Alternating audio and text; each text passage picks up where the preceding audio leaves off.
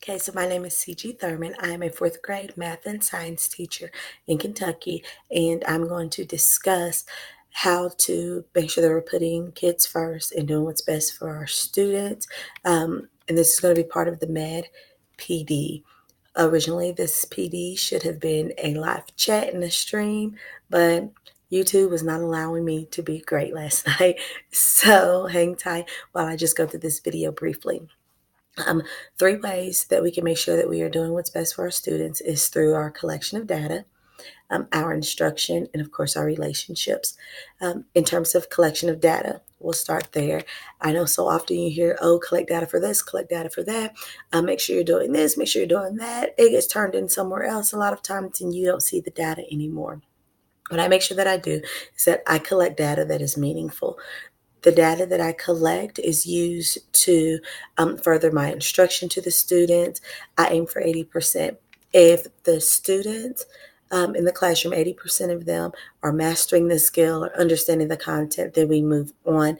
And that 20% that has not yet mastered it, that's when I pull them in small groups. During my planning period, I have students oftentimes come into my room with me, and we try to clear up any misconceptions and make sure that the students are understanding what they need to understand in an effort to be successful for the next stage of whatever it is that we're learning. So I'm actually using the data to help do what's best for my students. Now, the data that you collect could be anything from not just that, how many words can they read or how many math facts can they know. I keep data on assessments, classwork, small group work, so that I know, okay, I need to make sure that these kids are together when we do small group work, and these kids are together when we do small group work, or I need to sit with these kids during the assessment or help these kids out on a homework assignment and make sure that I pull them in with me. So I'm making sure that I'm using that data effectively and efficiently so that the students are getting everything that they need. Does it take a little bit of extra time? Absolutely, it does. But anything worth doing right is going to take some time at the end of the day. The second thing that I was to discuss last night was doing what's best for students in terms of instruction. So after you may get on social media and you see that Instagram teacher, that Twitter teacher, that Pinterest teacher, and everything is like Skittles and rainbows, right? This teacher is doing everything perfectly. Never compare yourself to that teacher.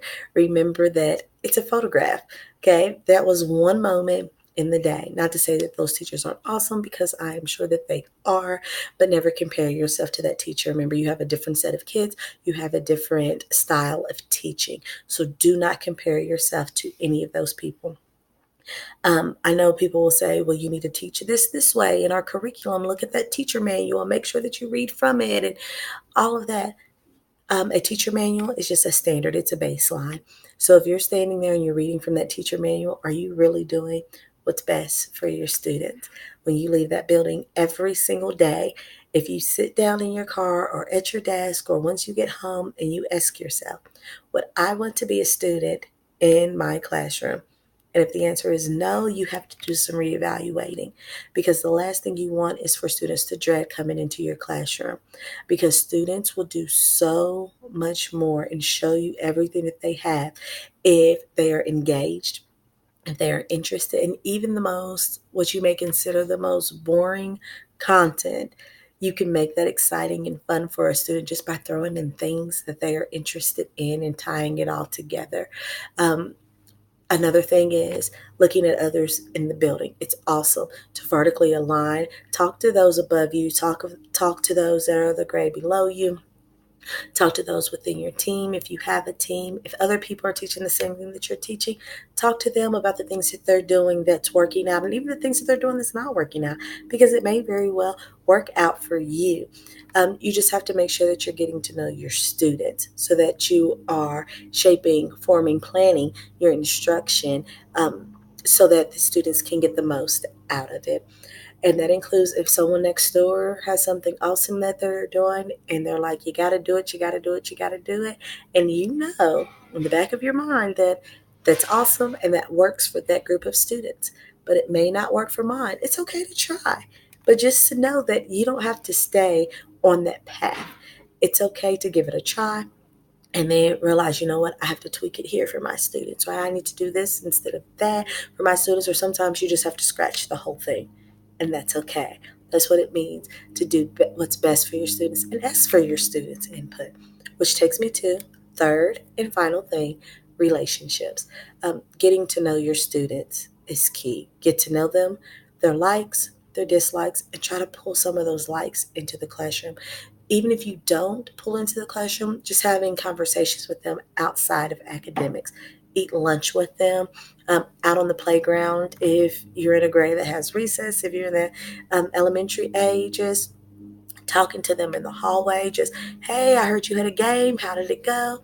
Those things like that. Because students will do so much more for you if they know that you care, that you're interested in the things that they're doing or that they're interested in. They will be willing to move mountains for you. Just making sure that you hold on to that and not be afraid with those relationships to be silly in the classroom. It's okay to laugh. That whole don't smile until December may not get you too far. Okay, it's okay to smile. When the kids feel good about coming into the room, when the kids feel good about learning, they're actually going to get more out of it. So, of course, you have to look at your own class. So let's take the time, challenge ourselves to do what's best for our students. It doesn't matter if someone's giving you that side eye or they're like, oh my goodness, I can't believe you're doing that. You're really going to try that? What? It's okay.